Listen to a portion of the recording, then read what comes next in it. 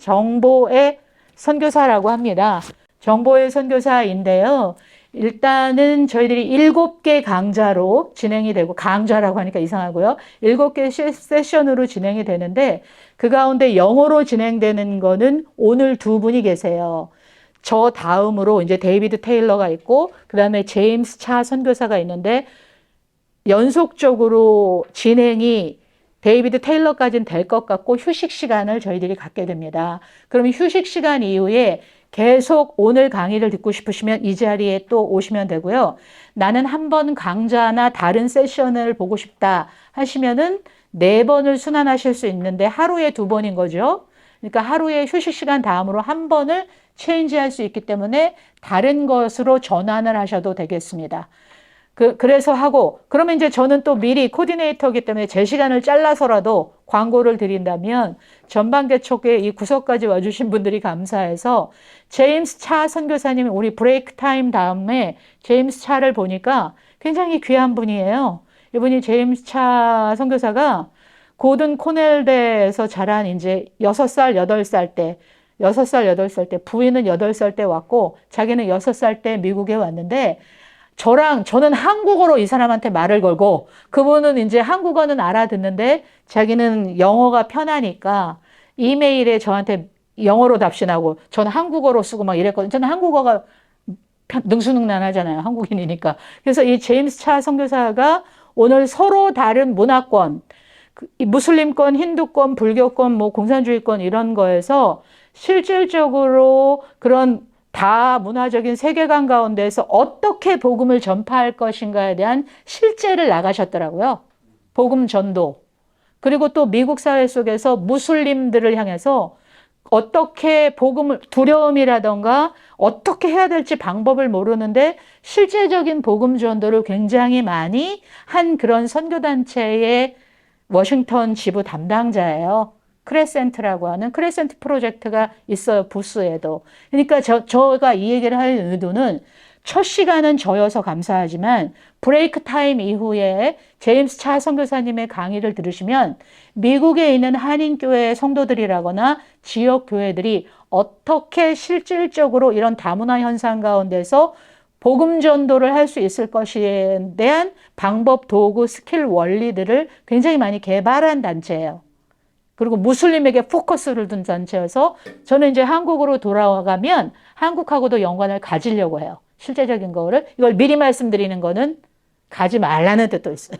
그래서 일단 그렇게 됐고요. 이제 제 강의로 들어를 가겠는데 오늘 첫 번째 흐름 저는 한국에서 주로 사역을 했기 때문에 주제가 한국에서의 전방 개척 30년 과거 해고. 우리가 30년 동안 한국에서 이렇게 조국 선교사들이라거나 조국 교회가 이렇게 했습니다. 미주 한인교회 부분은 좀 빠져서 죄송하지만 잘 몰라서요. 그러니까 이제 제가 속해서 사역했던 대한민국과 선교 현장에서 한국에서의 전방 개척 선교 30년을 현재까지를 좀 훑어드릴게요.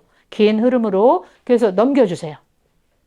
저는 정보애라고 하는데 정보를 사랑하는 여자라는 별명이 붙어 있습니다. 얼마나 정보를 사랑했는지 중국어를 대학에서 전공을 했을 때 그 한국에 있는 차이니즈 처치를 다녔습니다. 한국에 있는 화교교회를 외국어대에서 중국어를 전공하게 된 대학교 1학년 때 중국어로 예배는 어떻게 드리지? 이렇게 하면서 당시에 선배들이 한국에 7교회 차이니즈 처치가 있대요. 대한민국에.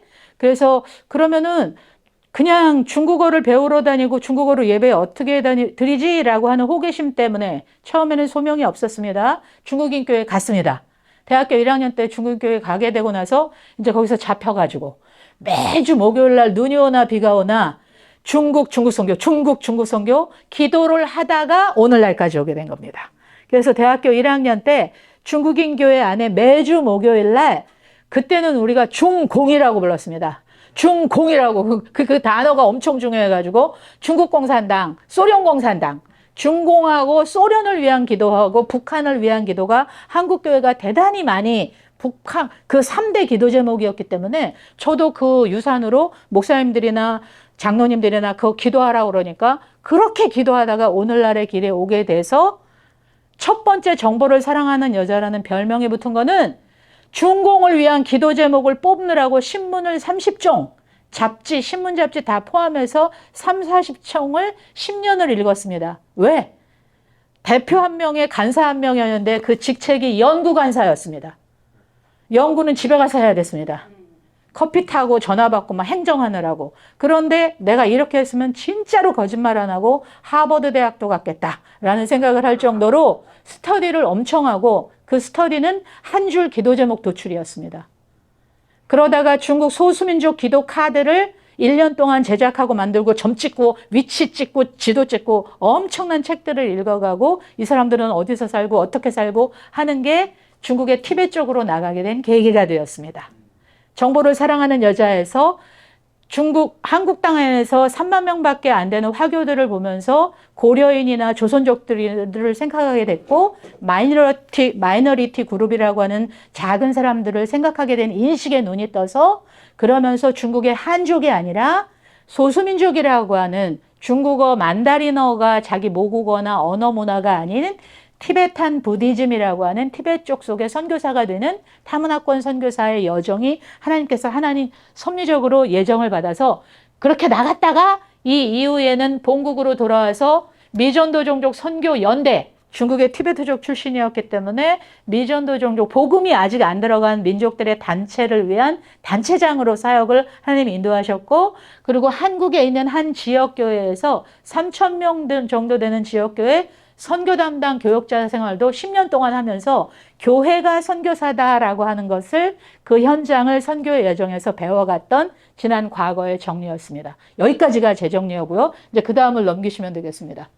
그 다음은 이제 한국에서 처음에 선교를 미국 한인교회라던가 미국에 있는 교회들의 영향을 굉장히 많이 받았습니다. 사실입니다. 우리들을 각성시켜줬고 깨워줬기 때문에 80년대, 90년대 때 많은 미주 한인교회 지도자들이라거나 전략적인 개념을 한국에 소개시켜 주셨는데 그때 받았던 개념들이 한국은 전방개척 프론티어 미션과 관련되어서는 10-40 창이라고 하는 10-40 윈도우라고 하는 개념을 처음에 받았었고, 그런데 어느 지역, 어느 권역이 아직 복음이 안 들어간 사람들이 많이 남아있다. 거기에 주목해라 라고 한 것의 첫 번째 포커스였고, 거기에는 무슬림권, 힌두권, 불교권들의 사람들이 많이 예수 그리스도의 복음을 들어야 되는 사람들이 가장 많이 살고 있는 데가 10-40 창문이다. 저희들은 무식한데 그렇게 들었던 거예요. 아무것도 없는 백지 상태에 있는 한국 교인들이라거나 한국의 청년들이 그 10-40 창 개념을 알게 되고, 그리고 가장 큰 무슬림 권역은 중동이 아니라 서남아 무슬림 권역이다. 그리고 가장 많이 안 믿는 사람들은 주류 종교를 믿는 사람들의 집단이다. 예수를 안 믿는 사람들은 힌두교를 믿는 사람들, 불교를 믿는 사람들, 알라, 이슬람교를 믿는 사람들이 가장 복음이 필요한 우선순위 집단이다. 이런 것을 저희들이 90년대 알게 된 거예요. 그러면서 이제 전방개척이 42.5%의 미전도 종족이 2022년 현재 있습니다. 아직 예수를 알지 못하는 사람들을 미전도 종족이라는 용어로 쓸 때 42가 아니라 42.5가 맞습니다. 그 다음으로 넘겨주시면, 이렇게 해서 한국이 동시다발적으로 10-40 창문이라고 하는 전략적으로 선교를 이제 앞으로 한국에 선교사를 보낼 땐 이쪽으로 보내세요 라고 하는 걸 소개받았고, 그리고 인종 언어학적으로는 하나님의 정원에 수많은 언어 문화적인 피플 그룹들이 산다. 종족 그룹이 산다. 다문화, 이런 미국 사회처럼 다문화, 다인종, 다국가 이렇게 사는데, 인종 언어학적으로 그 당시 저희한테 24,000개의 다종족들이 있다. 언어 문화가 다른. 근데 그 가운데 예수 복음이 필요한 사람들은 8,000개다 라고 하는 것들이 저희들한테 제안이 되었습니다. 서구 선교가 잘하는 전략적 선교 개념에서 한국에 보내졌던 거죠. 알려진 거고. 근데 이런 사람들 중에 무슬림권에는 몇만 명이, 힌두교계는 몇만 명이, 그런 각 사람들이 미전도 종족으로 있다라고 하는 사실을 그 당시 90년대에서 2020년 현재 통계입니다. 이거는 2020년 현재 통계로 업데이트된 거고요. 그 다음을 넘겨주시고, 근데 문제가 저희들이 이 전방개척 선교가 강조하는 것은 목표 중심의, 우리가 목적 중심으로 세계 선교를 하나님의 선교적인 종말에 가깝게 그것을 목적 중심으로 좀 맞추자라고 하는 게 전방개척 선교의 목적입니다. 그럼 목적 중심으로 맞출 때 하나님의 선교사들, 아름다운 소식을 전하는 선교사들의 배치 분포도가 잘못되어 있다고 하는 것에 대해서, 잘못되어 있다고 하는 것은 선교사들의 90%가 복음을 이미 들은 예수 믿는 사람들의 세계 속에서 복음을 전하고 있는 사람들이 선교사들이 90%이고, 지금 우리가 이 정도의 필요가 지금 남아있는데, 아까 그 도표에서 남아있는데 42.5%의 누구가 남아있는데, 이 미전도 종족들을 대상으로 하는 선교사들은 10%밖에 안 되는 기독교 자원의 현실 배치도는 어떻게 할 것이냐? 그럼 기존에 재배치할 것이냐? 아예 신규 판을 다시 짤 것이냐? 새로운 신생 선교사 집단을 일으킬 것이냐? 이런 것이 그 당시에 중요한 이슈가 되었던 때에 저희들이 불림을 당한 겁니다. 이런 현황판을 알게 되면서 그럼 나는 어디로 가지? 라고 하는 것이 중국의 한족이 아니라 예수 안 믿는 티베탄 피플이라고 하는 티베트 불교를 믿는 사람들을 향해서 가는 게 개척자겠구나 라고 하는, 나가게 되는 이 영향을 가지만 많이 받은 케이스로서 생산품입니다. 이런 사건이 주는, 그 다음으로요. 그러면 이것 가운데 이제 제가 14십 창 가운데에서 12개의 전방개척 권역을 한국 세계선교협의회 사역을 굉장히 많이 했는데 한정국 선교사님이 제 지도자였기 때문입니다. 그래서 이제 이런 것 가운데에서 저희들이 한국 내에서 각 교단별로 1년 동안 조사를 한 다음에 14십 창 가운데 우선순위 되는 언어와 문화적인 그런 권역을, 지역을 권역화하는 작업들을 PSP라던가 다른 서양 선교사들이 한 것에 근거해서 그 유사성을 살려주면서 그것을 그대로 한국 교회와 성도들에게 기도하고 우리가 선교사로 배치되기 위해서 용어를 만들기 시작했습니다. 이미 있는, 그래서 중국 내지 개척 권역과 그 다음 넘겨주시면, 넘겨보세요. 하나.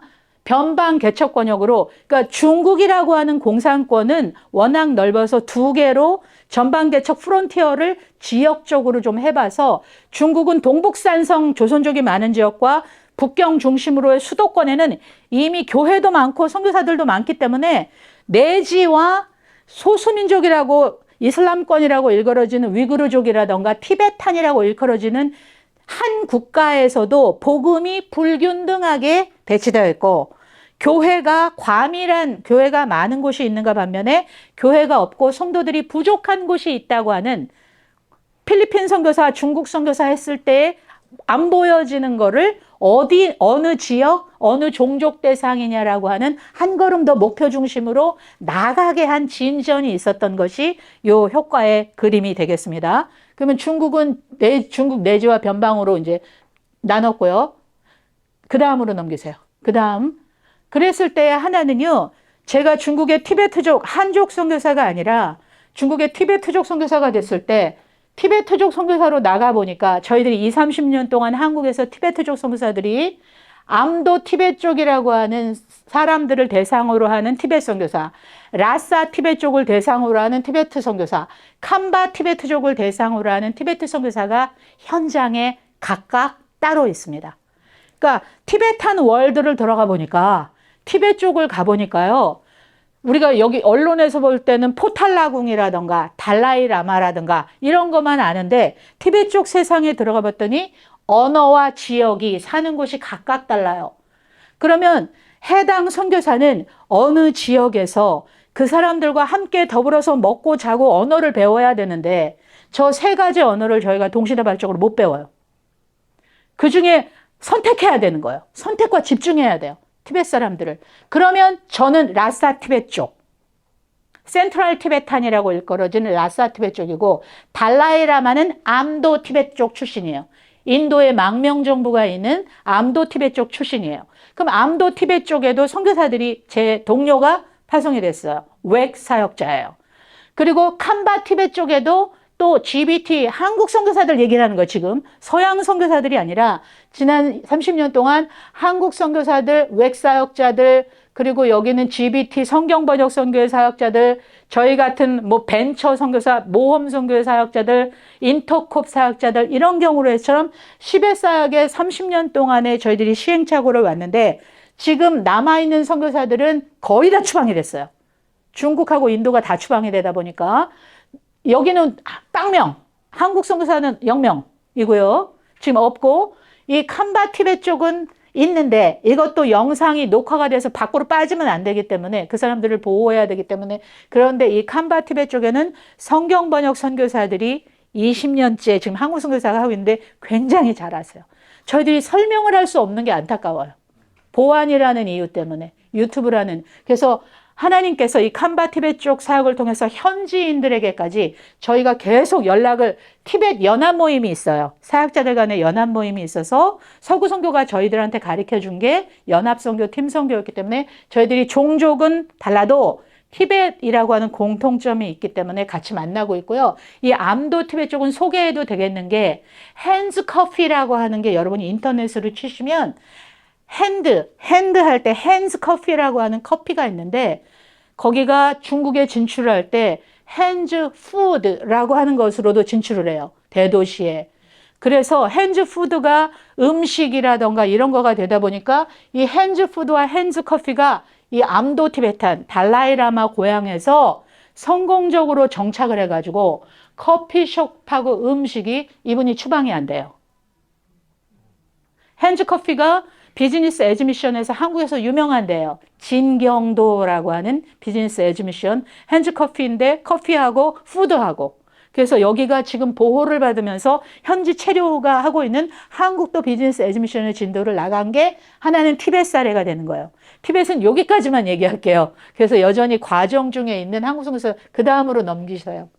그러면 이제 그것 가운데 티벳 얘기 가운데 하나가 재미있는 현실이 실제 현장 사례가 저랑 같이 그 아까 매주 목요일 날 중공화 열려라 이러면서 중국을 위해서 기도했던 동료 가운데 저는 외대 중국어과 출신이라면 제 후배 가운데 한 명은 당국대학교에서 중국어를 한국에서 전공한 남자 청년이 이 사람이 지금은 뭐 아이가 둘이고 웩선교로 파송을 받았지만 이분이요 나중에 자기는 합신해서 신학을 했는데 하나님께서 이 사람을 쓰실 때 처음에 야구를 이 청해라고 하는 달라이라마 고향에 가가지고 돈 없는 한국 선교사들이 돈이 없으니까 뭐 서양 선교사들처럼 헬스클럽도 못 가고 뭐 어디 뭐 수영장도 못 끊고 그러다가 운동장이나 돌고 고산지대이기 때문에 호흡을 하기 위해서 운동장이나 돌고 이러다가 이 형제 남자들 셋이서 우리 이렇게 운동장 도는 거가 우리 심폐기능을 활성화시킬까? 먼저 이러다가 문방구에서 야구 글러브하고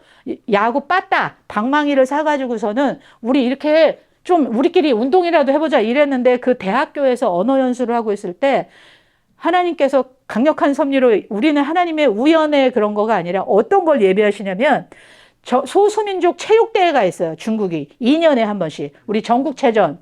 그런데 각 소수민족 대학도 체육대회를 여는 거예요. 중국이 56개 다문화 국가니까. 그랬는데 티베트 쪽들은 1등 하는 게 하나도 없죠. 뭐 운동 도구로 운동을 해본 적이 없으니까.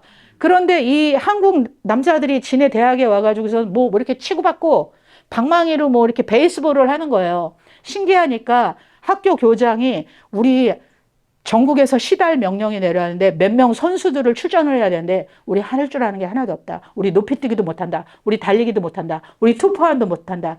니네가 우리 대학교 애들 뽑아가지고 야구를 가르쳐라.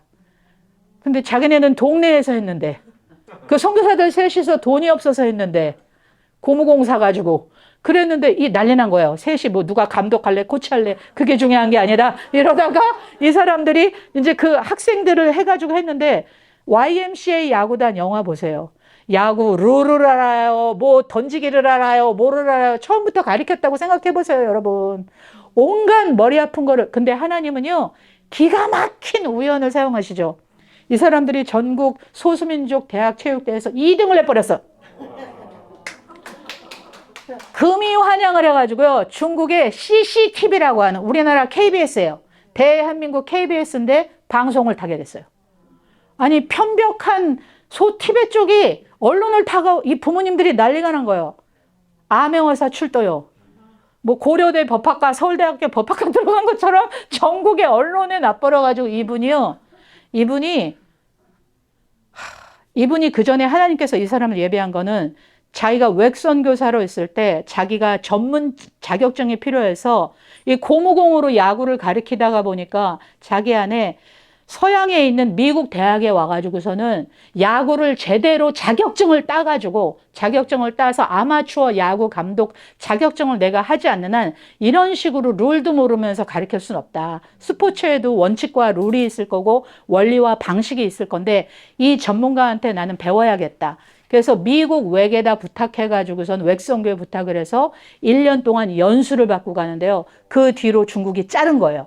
선교사들이 전문 자격증 없는 사람 비자 검사를 하기 시작한 거예요.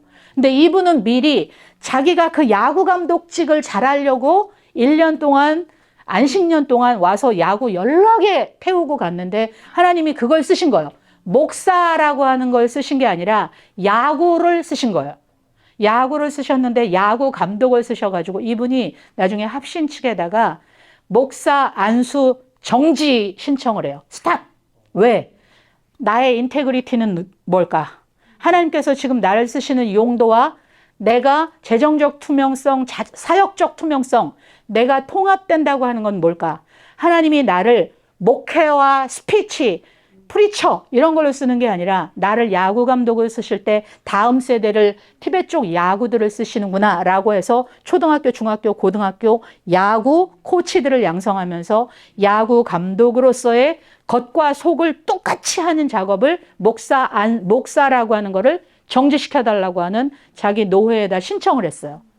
그래서 저희들이 대한민국에서 미전도 종족 20주년 선교대회 때 이 사람을 강사로 불러서 하나님께서 어떻게 한국 선교사들을 통하여서 티베트 쪽을 사용하고 계시는가를 썼는데요. 이 사람은 지금 티베트 야구 감독으로 작년에 티베트 쪽 야구 감독 사역을 종결짓고 지금은 한국의 웹본부에서 사역하고 있습니다. 저희 같은 동료들입니다. 20대 때 준공을 위해서 기도하던. 그러니까 하나님이 이렇게 지금 한국 선교사들을 통해서 이 사람 스토리 야구 감독 영화로도 된 게 있어요. 다큐멘터리 작가들이. 근데 그걸 저희가 못 트는 거예요. 그 현지인들 때문에. 그래서 이 티베트 사역이 좀 이렇게 진도가 나갔고요. 그 다음을 주세요. 이제는 아까 중국을 얘기했다면 또 하나의 거대한 전방개척이 하나님께서 여시는 판이 지금 인도차이나, 대한민국에서 인도차이나에 주목을 한 게 인도차이나는 미얀마, 태국, 라오스, 캄보디아, 베트남 이 스리랑카는 인도차이나는 아니에요. 인도차이나는 소승 불교의 탄생지예요. 아까 누가 예수 안 믿는 사람들의 거대 집단이에요? 라고 했을 때 불교도들인 거죠. 근데 인도차이나 불교를 소승불교라고 말해요. 대한민국이나 일본 불교는 대승불교고, 그러니까 불교의 종류가 다르다는 거예요. 인도차이나 불교도가 여기가 가장 태국, 미얀마, 캄보디아, 라오스, 베트남으로 인구와 태평양 시대의 자원이 제일 많은 데죠. 그래서 한국 선교사들이 근거리이기 때문에 캄보디아 선교에 지금 한 1,400명 정도 있고요. 한국 선교사들. 그리고 태국에 1,000여 명 정도 한국 선교사가 파송돼 있고 이것 가운데서의 이 현장이 여기가 하나가 인도차이나 반역은 열리는데요. 열리는데. 근데 중국의 영향력이 1대1로 원벨트 막 이래가지고 해상 실크로드, 육상 실크로드 해가지고 여기 사람들이 모두 다가 중국어 배우기 열풍과 중국의 젊은 청년들이 중국어를 안 배우면 사업을 할 수가 없는 게 라오스는 완전히 라오스 선교사들이 우리는 중국 식민지랑 똑같아요. 소국가이기 때문에. 그래서 우리는 지금 라오스어 언어만으로 선교사들의 과제도 중국어를 또 배워야 되는 과제가 대두됐어요. 작년에 갔더니 재작년에 그때 그 소리 하는 거예요. 라오스에 중국 사람들이 어마어마하게 들어오고 뭐 캄보디아에도 중국 타운이 생기고 막 이런 것처럼 물자와 사람들이 막 들어오는 시진핑 시대에 막 내보내니까 사람들이 막 이동을 해서 여기 와서 이민해서 살기 시작하는 거예요. 그러니까 옆 사람들의 시선이 안 좋은 거예요. 그 나라 주민들이 시끄럽다고 그러고 막 차이니스 사람들 시끄럽다고 그러고 더럽다고 그러고 이런 영향력이 인도차이나에서 원래 인도차이나가 가진 영향력처럼 지금 중국의 영향력이 엄청나게 사람들 쪽수와 경제 이런 쪽으로 증가하고 있는 현실이 앞으로 어떻게 될 건가. 그럼 하나님이 로마 제국을 통해서 길을 뚫었던 것처럼 복음의 어떤 선교 중국이라고 하는 것과 연관이 있기 때문에 말하는 거예요. 하나님이 이걸 어떻게 쓰실 건가라고 하는 거에 대한 좀 저희가 성찰과 연합이 필요한 걸 그 다음으로 넘겨주세요. 제가 사역하고 있는 미전도 종교 선교연대에서 3년 반 동안에 저희들이 현장을 3년 반 동안에 70회 정도 이렇게 70개 대도시들을 중심으로 권역별 중심 도시에서 3년 반 동안에 태국을 중심으로 이 5개 국가를 다니면서 인도 차이나 반도 권역의 현장 돌파를 위한 리서치를 했어요. 저를 팀장으로 해서 지난 코로나 직전까지. 그래서 이건 다 저희들이 찍은 사진들이고요. 그 결과물들을 600페이지 정도로 냈어요. 그래서 그 다음으로 넘겨주세요. 그래서 2016년 12월부터 3년 2개월, 3년 6개월도 더 걸렸어요. 태국을 중심으로 한 주변 인도 차이나 반도 국가들의 동서남북 접경 도시하고 어디가 거점 지역인지를 현장 참여 관찰 7회, 리서치 참여 도시 49지역, 그 앞에 뒤에까지 지금 빼서 그렇고요. 이거는 그것만 해서 그런데 이런 식으로 책을 냈고, 그리고 저희 홈페이지 미전도 종족 선교 연대를 치고 들어오시면 그 안에 자료들을 다 공유해 놨어요. 카스라고 하는 걸 오시면 저기 현장 자료들이 굉장히 많아요. 기도 제목들도 있고, 인도 차이나 반도 권역을 위한, 이거는 기도를, 제가 옛날에 기도 제목 도출하다가 이 선교사의 길에 접어들었다 그랬죠. 잘하는 짓이 이러니까 정보를 사랑하는 여자라는 별명을 못 벗어나요. 에이, 그게 장점이면 하자 이러고선 이제 인도 차이나를 위한 기도 제목을 정치, 경제, 사회, 문화, 현재라고 하는 흐름 속에서 기도 제목을 실제적으로 도출해 봤어요. 맨날 뭐 누구 선교사를 위해서 기도해 주세요, 자동차를 사게 기도해 주세요가 아니라 그 맥락 속에서 정치, 경제, 사회, 문화, 종교, 예술 이런 환경 가운데 우리가 무엇을 기도해야 될 것을 이 리서치를 통해서 기도 정보를 도출한 거죠. 구슬이 서말이라도 꿰야 되니까. 그래서 여러분이 이걸 보시면서 기도를 해주시는 게 동역이라고 생각합니다. 그 다음 넘겨주세요. 그 다음에 또 하나의 권역은 지금 중국 권역과 인도 차이나 권역이라고 하는 것이 우리가 어떻게 갈 것이냐, 거기에 어느 국가가 있느냐라고 했다면 가장 큰 벨트 가운데 하나가 힌두교죠. 힌두교를 믿는 사람들은 인도하고 네팔에 있다는 거죠. 10억이 넘어요. 힌두교가 10억이 넘어요. 근데 대다수는 인도에 살겠죠. 인도가 거의 인구군이 많으니까요.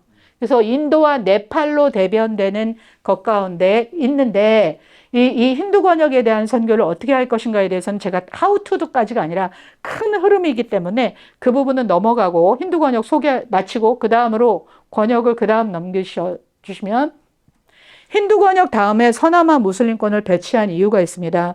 서남아 무슬림권은 힌두교라고 하는 백그라운드 속에서 인도와 네팔이 있다고 그랬는데 인도라고 하는 한 나라가 영국으로부터 독립이 될 때, 영국으로부터 인도라고 하는 나라가 독립이 될 때 인도라고 하는 나라가 처음에 두 나라로 쪼개집니다.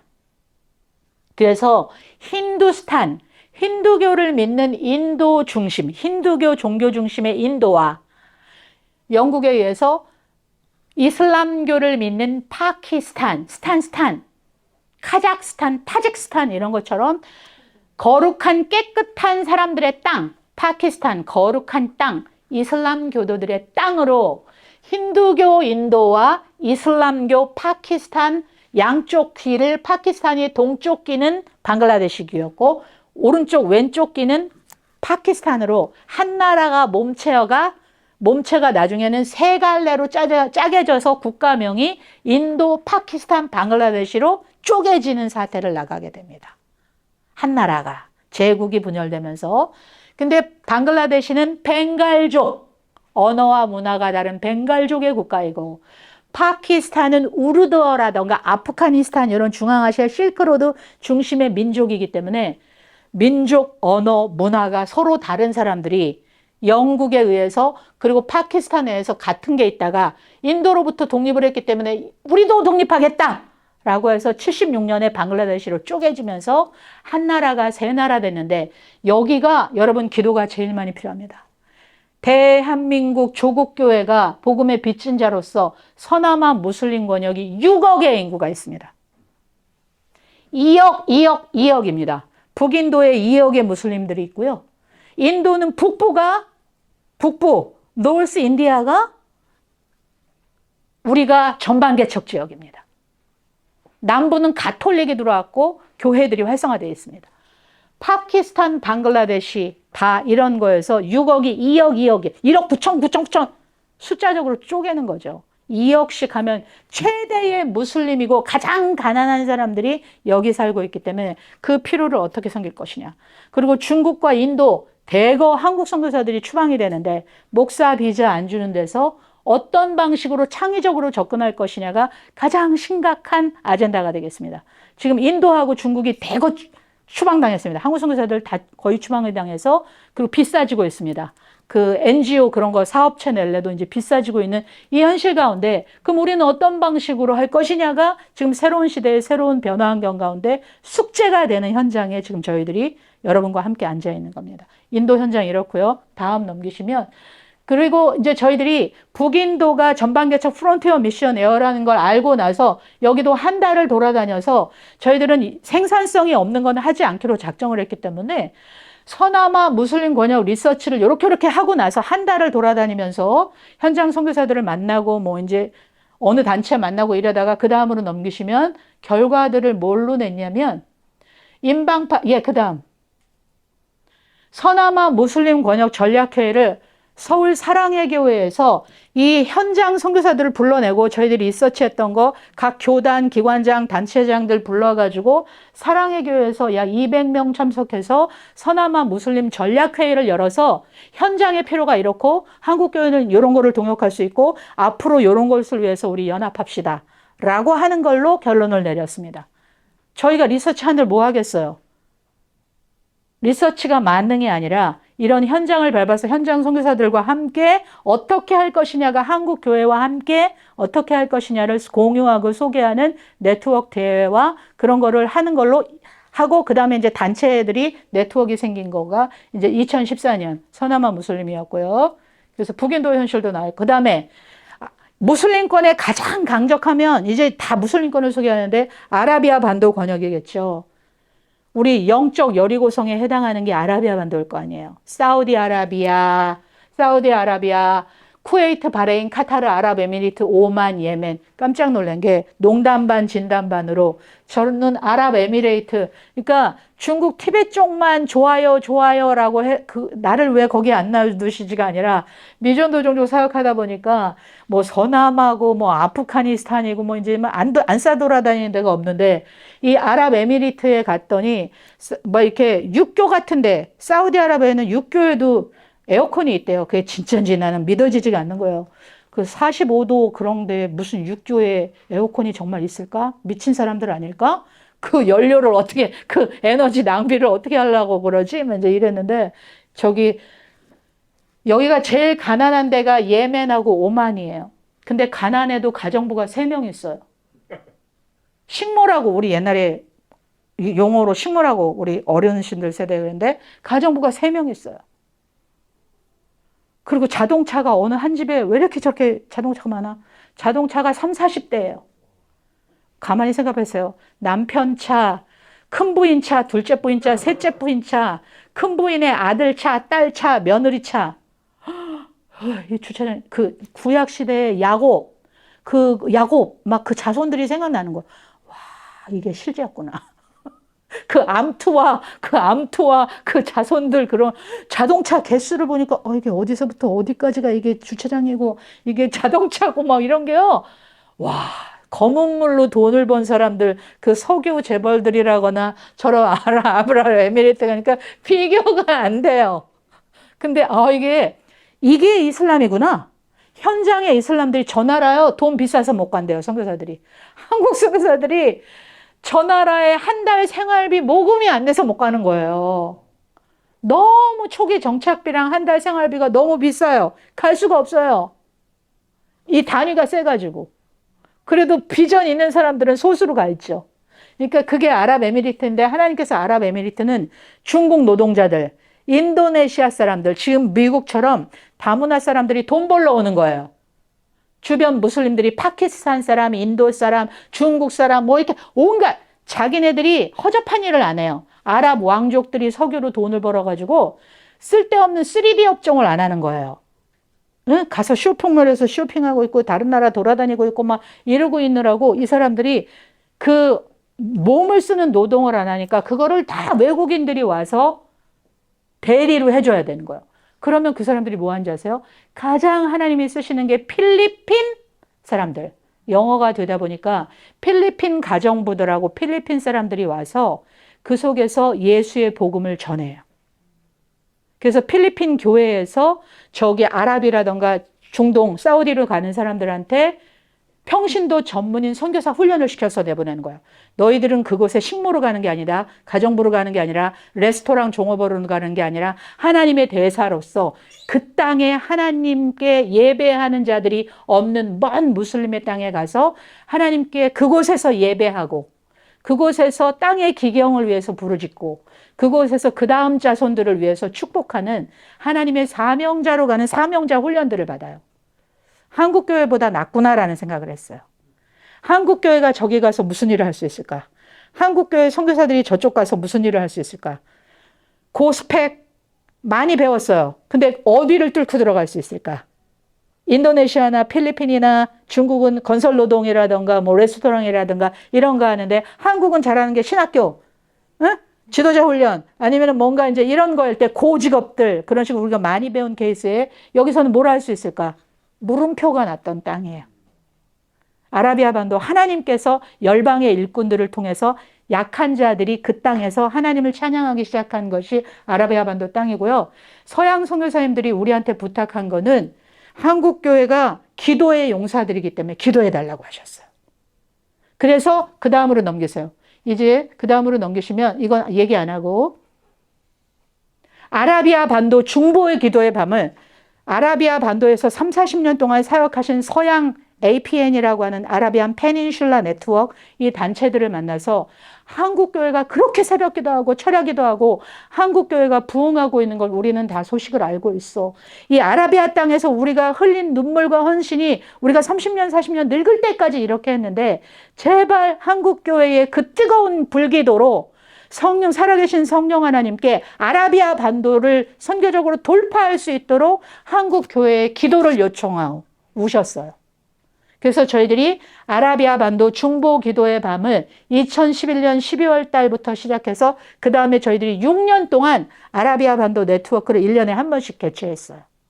저희가 할 수 있는 거는 기도하고 한국 교회들이 연합하는 단초를 놓는 거겠다. 그렇게 해서 했고요. 그 다음으로 넘기세요. 중앙아시아가 나머지 스타는 내일 얘기를 할 거니까 넘겨주세요. 번역으로. 동남아 무슬림권에 말레이시아, 브루나이, 인도네시아가 있어요. 그리고 넘겨주세요.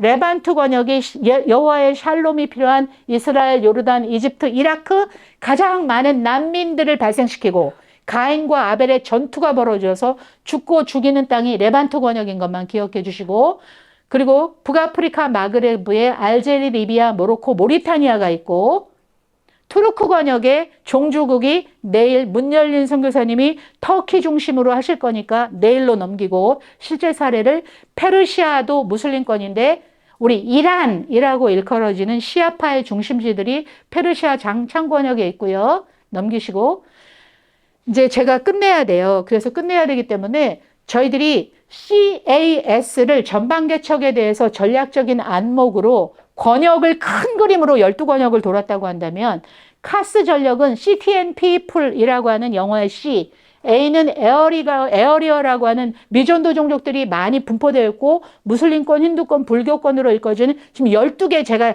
이렇게 권역을 소개시킨 거거든요. 그럼 이 권역에 포커싱을 좀 하고 근데 뭘로 할 거냐? 결국은 how to 도일 거 아니에요. 사역 영역을 특성화시켜야 되는데 한국교회가 예전에는 교단 중심으로 대한민국 사례 얘기하는 거예요. 교단 중심으로 목회자 선교사들을 많이 파송했어요. 근데 지금 목회자 중심의 선교사들이 할 수 있는 거는 열린 선교지 환경에서는 지도자 교육이나 그런 걸 할 수 있지만 이런 창의적인 접근 지역이라던가 못 들어가는 지역에서 우리가 제한을 받아요. 할 수가 없어요. 은사를 마음껏 발휘하는 게. 그렇기 때문에 스페셜라이제이션이라고 하는 거로 인간 삶의 모든 영역에 있어서 영역별 스페셜라이제이션을 해야만 우리가 이 시대에 변화하는 성경 환경 가운데 돌파를 할 수 있겠다는 거예요. 저 남은 전반계적 목적을 향하여. 그것을 위해서 상호 연합해야 되는 게, 새로운 선교 자원들을 가동시켜야 되는 게 카스라고 하는 전략을 저희들이 2006년대부터 목적 중심으로 이렇게 하는 게 좋겠다. 미전도 종족 선교도. 그래서 카스 전략이라고 합니다. 그 다음 넘겨주세요. 또 하나는 전반개척 훈련을 위해서 한국교회를 동원하기 위해서 훈련 학교를 한국세계선교협의회 KWMA라고 하는 곳과 함께 전반개척 12권역을 해서 훈련을 시켰습니다. 넘기시면 그 강사들하고 15주 형태로 저희들이 2년 동안 진행을 했고요. 여기에는 목회자들하고 선교사, 그 나라와 그 권역으로 가고 싶은 사람들을 후보생들을 훈련시키는 걸 했는데 2년 하고 중단했습니다. 그 다음 넘기시고, 이제 마지막에 지금 최근에 2년 동안에 한국에는 250만 명에 들어온, 열방에 200개 국가에서 들어온 250만 명의 이주민, 유학생, 난민이라고 일컬어지는 사람들이 한국에 250만 명이 지금 살아요. 최근의 숫자예요. 그럼 코로나 때문에 250만에서 조금 줄었어요. 209만 원. 근데 코로나가 회복되면 더로 늘겠죠. 그것 가운데 여러분, 미국이라고 하는 사회가 가진 다문화성이, 특성이 있는가 하면 한국이라고 하는 뚜껑을 열면 그 열방이 누구냐 하면 1위부터 10위까지예요, 이게. 그러면 여러분이 조국교회를 위해서 기도해 주실 때 중배, 태, 미, 우, 러, 필, 몽, 캄, 네팔이라면 이 중국이요, 우리 250만 가운데 중국이 112만이에요. 차이니즈 피플이. 게임 끝났어요.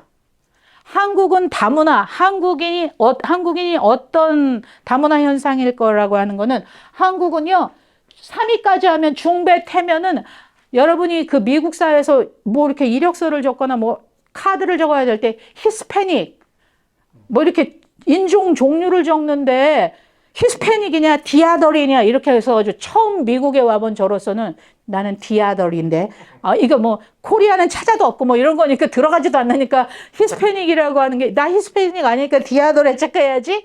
이게 저한테 충격이었거든. 처음 들어온 사람의 경우는. 그러면 한국은 중배 태라니까요. 아시아, 동아시아라고 하는 이게, 이 중국이, 그리고 90%가 중국의 뚜껑을 열면 또 조선족이에요.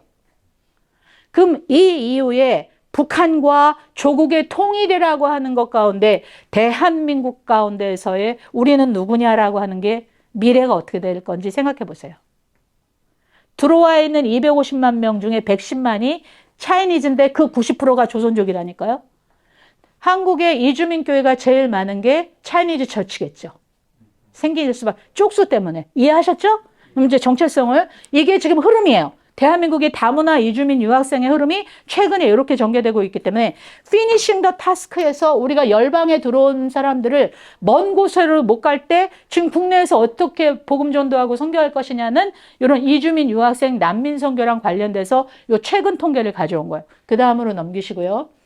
한국이 16개 국가랑 MOU, 국제 노동자를 받기로 결정한 나라들이 이 16개 국가인데요. 이게 전략적으로 들어온 선교 측면에서, 커미션 측면에서 의미가 있다는 소리예요.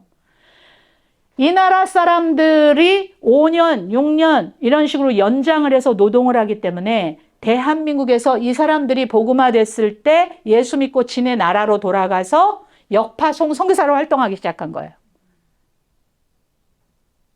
그러니까 우리가 고우 미션의 측면이 있어서 먼 전반 개척이 있는가 하면 프론티어 미션, 들어온 선교 측면, 여러분 다 이해하시잖아요. 그러면 들어온 미션에서 대한민국도 이주민 3D 업종으로 노동력이 부족해지면서 이런 노동자랑 계약을 맺어가지고 16개가 지금 2022년 현재 이런 흐름으로 가고 있는데, 이게 선교적인 90년대 때는 몰랐던 선교사들에게도 새로운 변화인 거예요. 그래서 국내에서 사역하는 선교사들이 필요한 거예요. 이런 다문화 사역을 할. 이게 지금 국내의 흐름입니다. 네. 교회가 선교사다라는 말을 하고 싶습니다. 결론은 지금 저희들 타문화권으로 뽑혀가서 선교사를 했습니다. 근데 지금 전체적인 베이스 자체가 교회가 선교사이고 성도들이 선교사로 재무장되어야 되는 시대를 우리가 살고 있습니다. 그리고 그 인적 자원은 교회에서 나옵니다. 영적 자원, 물적 자원 모든 소스는 교회에서 나옵니다. 과거라고 말하고 싶지 않고 지금 2022년 현재 저희가 미주 한인교회나 조국 대한민국교회나 우리가 교회가 파송받은 선교사로서 어떻게 연대하고 협력할 것인가 관건인 시대에 전방개척 선교의 포문을 이런 식으로 첫 시간을 열었습니다.